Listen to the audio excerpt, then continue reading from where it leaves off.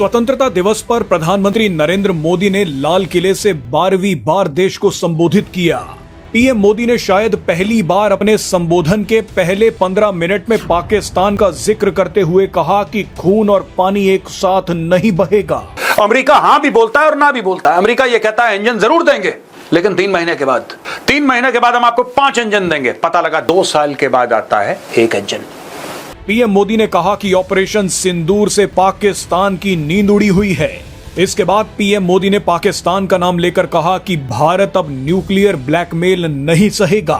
कि हम 30 years militants को पालते रहे, हमारी गलती थी, हम डॉलर लेके करते रहे। तो जब आपके बिलावल भुट्टो जरदारी ये कहते हैं कि पाकिस्तान की एक हिस्ट्री रही है और उस पर हमें शर्मिंदगी है, तो सर फिर जब टेररिस्ट यहाँ पर होंगे तो हम भारत पे हमला क्यों कर देंगे? खुदा की कसम, आप पूरी दुनिया घूम जाएं, पूरी दुनिया घूम लें, आपको इतने बेगैरत के बच्चे, आपको दुनिया में इतने भूखे नंगे जो है आपको किसी देश में नहीं मिलेंगे। वो अब देखे ना, वो ये की चीज कहते हैं ऑपरेशन सिंदूर में हम मुकम्मल सेल्फ रिलायंट, S-400 रशियन है और राफेल फ्रेंच है, लेकिन अवाम को क्या बताया कि अब हम आत्मनिर्भर हैं भारत। यानी कि अगर प्रॉस्परस इंडिया बनाना है, भारत बनाना है, तो आपको अपनी जनरेशन जॉब्स की खुद करनी पड़ेगी। जब आप अपने आप को बिल्ड करेंगे तो देश भी बढ़ेगा।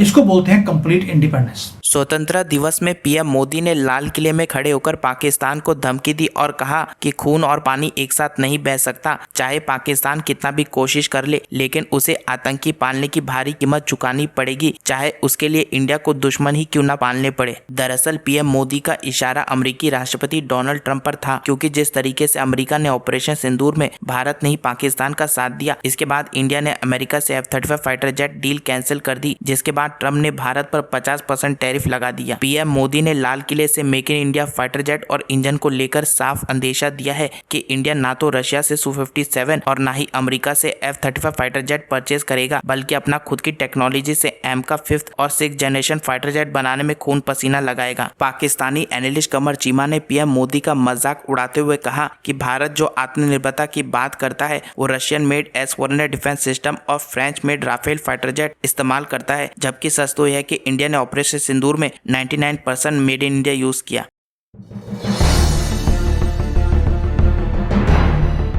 मैडम, पहली बात तो यह है कि आज प्राइम मिनिस्टर भारत लोगों को आज इंडिपेंडेंस डे मुबारक सबसे पहले तो।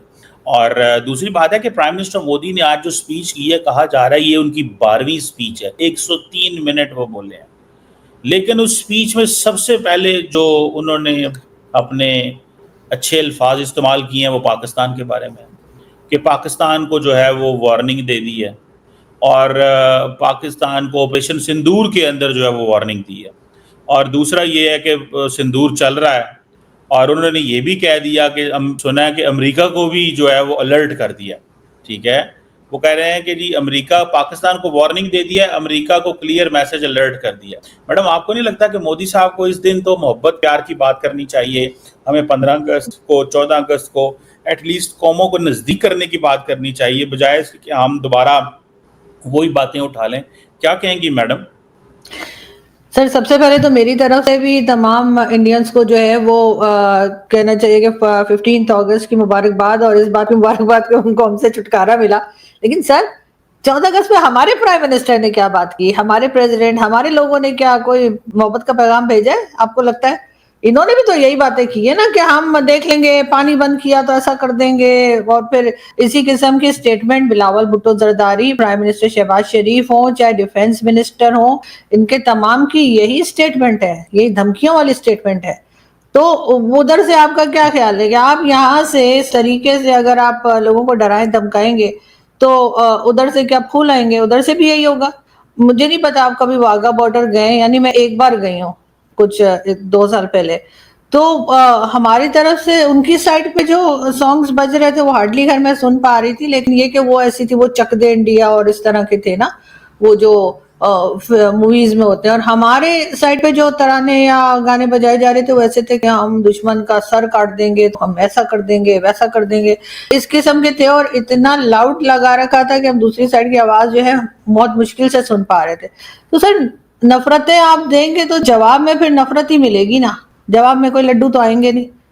तो इस चीज को भी तो हमें देखना चाहिए। और प्राइम मिनिस्टर शहबाज शरीफ हों, चाहे हमारे आर्मी चीफ हों, अभी अमेरिका गए थे, वहां जाकर भी उन्होंने 2-4 बड़के लगा दी। उसके बाद यहाँ से भी जब हम इसी किस्म की बातें करेंगे, या तो हमने कोई दोस्ती की बात की हो, हमने कोई अमन से रहने की बात की हो, तो दूसरा भी वही जवाब देगा ना। आप जिस जबान में बात करेंगे आपको उसी जबान में जवाब भी मिलेगा। मैडम वो तो बात ठीक है आप कह रही हैं, तो पाकिस्तान ने तो कोई ऐसी कोई लड़ाई की बात नहीं की।